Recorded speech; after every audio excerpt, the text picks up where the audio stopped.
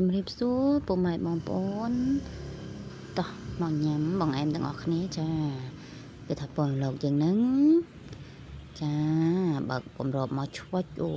និយាយពីតំណងណាពុកម៉ែបងប្អូនបន្ទាប់មកយើងស្រែកទឹកដូងចាក់មកខាប់ឆ្ងាញ់ហ្មងណានៅសណ្ដែកមួយទៀតចាប់ផ្ដើមស្រែកដាក់មកណាខ្ញុំក៏បានដាក់សណ្ដែកចូលហើយណាពុកម៉ែបងប្អូនហើយគោវាច្បល់ចូលគ្នាទៅនិយាយពីថាលេបទឹកមាត់តែម្ដងណាពុកម៉ែបងប្អូនគឺថាបងឯងមកខ្មែរយើងទេណាហើយក៏ថាអ្នកធ្វើគាត់ធ្វើឆ្ងាញ់ណាស់ពុកម៉ែបងប្អូនតោះ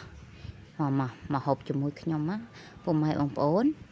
តែចេញមុខអញ្ចឹងតែឥឡូវចេញមុខអញ្ចឹងម្ដងមើលអស់ម៉ាលុយតែក៏មើលមាត់ណាอย่าលេបទឹកមាត់តាមខ្ញុំណា